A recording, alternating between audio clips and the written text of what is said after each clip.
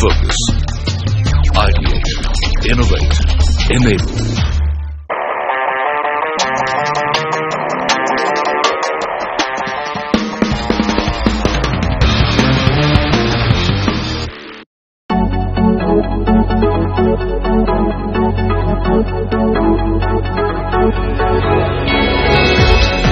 The India Brand Licensing Summit's first edition was held in Mumbai recently to explore the driving factors in changing dynamics of brand licensing sector.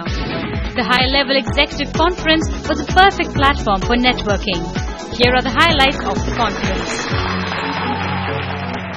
I welcome you to this very first annual India Brand Licensing Summit 2017. To commence this day, let's welcome Ritika Malviya. We in the licensing industry really needed this kind of an conference where we educate and spread the knowledge as to how the brand licensing and extension works, the way consumer products are moving, the way licensing industry is growing worldwide and especially in India. I am really very thankful for all the people, all my sponsors, whoever have supported us, being the first time event. Thank you so much, and I'm really overwhelmed with the support I've got from the industry for this kind of initiative. All speakers are the experts, I would say the mavens in the licensing industry, and they have been practicing licensing for like 10 years, 12 years, for the decades almost, and shedding a light on how they are conducting this licensing and the way they are taking their brands ahead in the licensing is really something that we would look upon to. Thank you so much, everyone. Please welcome Rohit Sopti. My personal endeavor from last 10 years is to build this community stronger, apart from anything else that I have done in my corporate life and as being entrepreneur. So, because I believe in the power of licensing, I think it's a very powerful medium. We started in as a US phenomena about 70-80 years back, and we have caught up to it from since 1995 when Disney first started their operations with Tata and Titan here. And from last 10 years, the focus is how we can create an IP and how we can monetize IP. That's what I think 24 hours a day. Having incubated the business of merchandising at Yashraj Films, when we started it was -10. Because when we used to go to market, people say Bollywood nahi bikega. There is a love story 2050 sword in the market. There is a Govinda ki film ka merchandise. And starting from there and understanding what will work, whether a Shah Rukh Khan face will work, whether the DDLJ logo will work or a thematic thing will work. To learning that and crafting that and build a business about $10 million in about 3 years was a fascinating journey for myself. And I'm going to call upon our next speaker now. May I please call upon Mr. Safir Anand here. There's a very interesting transformation that is happening for some of us on the legal side. We started off as you would know, most of the lawyers, you're supposed to wear a black coat, a white shirt, a band, wear very formal grey or black pants, go to court and things of that sort. And in the last few years, the role has become more of a thinker rather than a person who's coming to solve a legal problem. And therefore, there's a little bit of this migration that is happening on the legal side from being lawyers to becoming more of strategists. The interesting part of this transformation is that it is a confluence of several synergies at play. Lawyers historically are terrible managers. They are very good at opinion making, and they get too empowered by the thought process of saying yes and no, and then being quite adamant about their answers. But the practical way businesses run is that they don't need just textual answers or answers out of the act. They need more practical solutions, and lawyers are now migrating to the role of strategist. And the interesting part is that when intellectual property's value grows as it has been growing, partly because of capital market, partly because of merger and acquisitions, partly because of private equity, royalties, income tax, related party transactions, transfer pricing, internal benchmarking of valuation norms, and many other forms, including new discoveries of intellectual property. When the value of intellectual property grows, then it becomes the interaction of the lawyer is no longer limited to the legal team. In fact, in the last several client interaction that we've had, it's been at almost at a board level. The interesting part of a board is that you have people on the board that come from different disciplines. So you have a person who's from a finance background, a marketing background, one guy whose job is to look at risk, one guy's job is to look at regulatory compliance, and of course legal and other things. And now they want a single package answer. They say, give us an answer that's, sort of falls within the ambit of all this. And therefore, lawyers are being forced to wear multiple hats and sort of resolve that. Now, our next speaker, Mr. Sanjay Wakharia. May I please have you on stage here?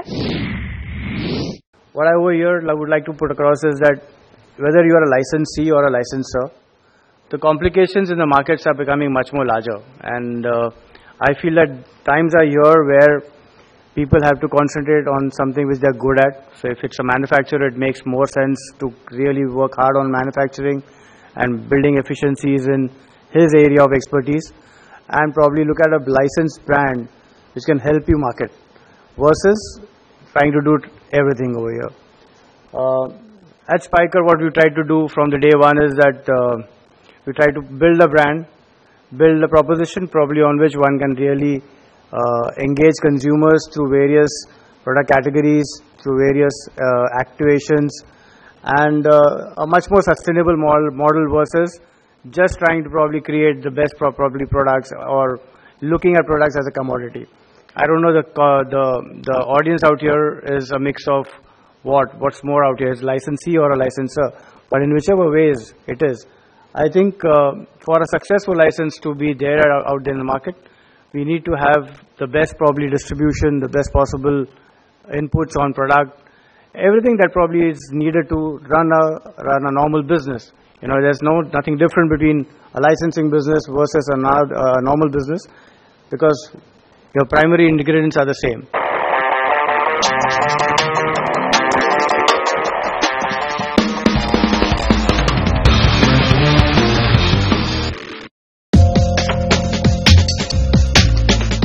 Brand managers also share their insights on what they are doing to leverage licensed brands to succeed in the global marketplace.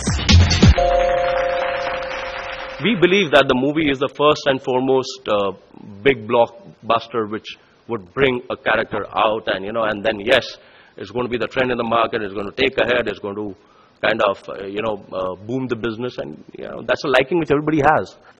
But our experience says that, the movie characters are very short-lived, very, very short-lived. The money, the business to be put on that, you should put on. It's not that you should not put on, but from your business model, you should choose what characters you want to choose, whether you want to choose a movie base or whether you want to choose a serial base, which is continuously running on air at the prime time every day, 5 days of the week, and repeat on Saturday and Sunday. So that's how you choose a character. That's how you should be choosing a character. That's where you will get a consistent connect. The movie is there today. Today's movie shelf life is very limited. Let's say about 2 weeks maximum. It's there on the screen, and then post that it is gone. And the memory of that is, I think, so not more than a month. 2 months, let's say, it drives it through. Post that what? You are forgotten. Everybody's forgotten. Time flies. But the characters which are there on air, on serial, which are running back-to-back 52 episodes, you've got repeats are there, weekends it is hitting, prime time it is hitting. That would give you an impact. It's again the same marketing strategy. What is hit on the head continuously, it stays there, it drills in there. That's what stays in the kid's mind, and that's where the liking comes. That's where companies like Tom and Jerry, Warner Brothers, they're making tremendous money out of the licensing model. Why Warner Brothers, Tom and Jerry is working for them? Why Superman, Batman is not working out much for them? Similarly is for a few other characters which just came and just left from the movie aspect, and then, a serial aspect. Beyblade was a serial. It was a very successful serial. It had the highest TRP in 2006, 2007, back-to-back 2 years. I mean, that's a big achievement for a brand, for a character to carry it on for 2 years. I feel that modern day business is all about collaborations, partnerships, joining hands, trying to extract the best out of each other, trying to make use of the strengths that we possess, along with joining other forces. And I think, in a way, licensing is a way to grow really fast, both for the licensee and the licensor, because the licensee gets a ready-made model to plug and play, and a licensor gets potential partners to expand or grow their business. I would like to share the story of being human and how it started and what was instrumental in making this brand to bring it to a place where it is today. I come from a textile background. We are a parent company, Mandana Industries, manufactures textiles. We export apparel. We export to marquee brands around the globe. And having acquired all those strengths within us of creating a product, manufacturing abilities, understanding the business of fashion, working with the best retailers across the globe, I think it gave us a lot of perspective into this business already. So we were possessing that knowledge within us through working with all these marquee labels over a period of time. And in 2010, our group wanted to make a move forward and do something more, do something to expand our horizons and expand our business. And we realized that the Indian market was really booming and bursting. I think it was the birth of the new economy in India. Having 65% of population which is below the age of 35, making it the youngest nation in the world. Obviously, the consumer market was, booming. Lots of malls came into picture, and a lot of them failed because modern retailing was all new to India.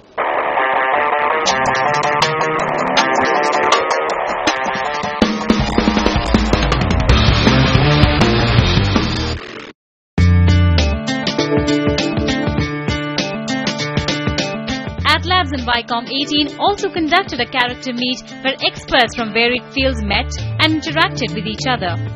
In the concluding session, the eminent speakers from retail discussed the trends and opportunities of retail sector. My first question to Mr. Hitesh, representing RAI, the Retail Association. What is the current retail trend in India and what are the opportunities? If you look at what's happening in the current Indian retail scenario, the Indian retail industry is approximately around $650 to $700 billion. Various reports have quoted this amount. This is the overall industry. If you look at the organized sector, organized would be close to around 10 to 12% or 12 to 13%, the numbers floating. And the rest is the unorganized sector. In that, the contribution of e-commerce over the last year have gone up tremendously. 2016-17 numbers for e-commerce would be around $12 to $14 billion, and we are looking at around $50 to $55 billion of e-commerce business in 2020-21. So this being the size and the scope and the opportunity of Indian retail, there are certain other drivers that are, the trends that we see in the last couple of years in various segments from various perspectives, whether it's the retailer, whether it's the consumer, or from the ecosystem partners. Today, the biggest change that is going on and the trend that we see is the digitalization. One of the biggest trends that I can see here is that what is your digital age? Because in India, the internet users are growing at a pace that by 2021, India is going to overtake G7 countries in the internet users. Right. I want to know, you represent Hypercity, you work for them, and tell me, how does Hypercity work? How do you operate? What are the parameters that you evaluate various products, or what characters or what products you need to put on the shelf, how much space you have to give, what are the SKUs, how do you plan all of that? As a retailer, literally on a weekly basis, we have got at least 10 to 15 vendor partners, licensees coming and meeting us and showing us a lot of products. So as a retailer, the biggest constraint that a retailer faces is the space. Now, space is limited. N number of options is brought to us. What do we keep and how do we keep is the biggest question. So the first starting point for us is the quality of the product. Before that, the target segment that we are targeting, we also like to see like whether that particular licensee or whether the particular property or whether the particular range is relevant for my target audience or not. So that's a starting point. So once we say, okay, fine, this is a character, it is doing very well, the property is very, very strong, say, on television, and children are hooked onto the property, then we see, okay, what is the range extension that we can do in the range that we're currently carrying. Now, if the quality of the product that is being offered is not good, be it the strongest properties, maybe a Barbie, which is the strongest property for a girl, if in case the product is not good, it will not sell. So the first and foremost thing is the product quality. Manish, I would like to know your take on this. Raymond spoke from the character licensing perspective, consumer products. How about you? How does it work? What are your challenges and how are you overcoming those challenges in the fashion and apparel business? I think today is the world of fast fashion. I think the way trends are changing and you need to adopt yourself and build in that supply chain system into your business. Malls are often visited every weekends by families, youngsters who are the main shoppers, and they walk into a store, and if they find the same stuff next week or a week after that, they will not get excited. So you need to keep on, you need to plan yourself well in terms of how you can keep turning around your merchandise faster. Especially when you're dealing in fashion, I think all you need to do is turn around trends very, very fast. You need to make sure that your visual merchandising in your store is very inviting, because you're one amongst the crowded space in a mall where every brand is doing their best to invite a client or engage him into a purchase. Also, modern day retail is also all about offers, all about exciting deals that you can create for a client. It could be, a certain gift voucher, or it could be a certain contest that you're running. So your easels should always have something that will make a client stop there and get to know more about it, so that what he can get extra. Vishal, you have been on both the sides, being a retailer as well as now on the licensing front. Yes. So how is that experience different, and what are you doing in the houseware sector? So being on the retailer side and licensing, I think it really gives a great insight to understand and crack the market, because when I was a category head with Future Group and Shoppers, and I could recall licensing pitch presentations happening, and people would show some fancy films and very impressive, and then ultimately we used to come to weigh the product and margin, and there were no answers. And as retailers, we said, when brands are giving ready-made products, what is it that they are trying to sell us? Because they were pitching retailers as a retailer to take the license and make it. But the people who were approaching us were typically from an ad sales background and not had much perspective in terms of a retailer's requirement. And the pitch was again more skewed from a marketing engagement. And as retailers, I think I could see other retailers also doing promotional licensing and very activation led, where some characters would come, and it was more consumer engagement than the product. Currently in India, licensing industry is somewhere around $1,230 million, but it is expected and it is growing at the rate of 4.4%. And it's one of the most booming market, because today we see that, right from the biggest of the brands like Viacom to HUL, P&G, Godrej, General Electronics, to Audi, all of them participate into this brand extensions and consumer products. But at the same time, we are seeing a good boom in sports licensing and merchandising, with IPL coming into the picture, the Pro Kabaddi coming into the picture, Indian Poker League coming into the picture. Then we have movie merchandising, which is also growing quite rapidly in India.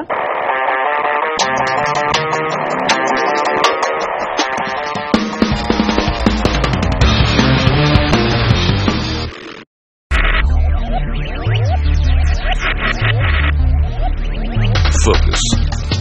Ideate. Innovate. Enable.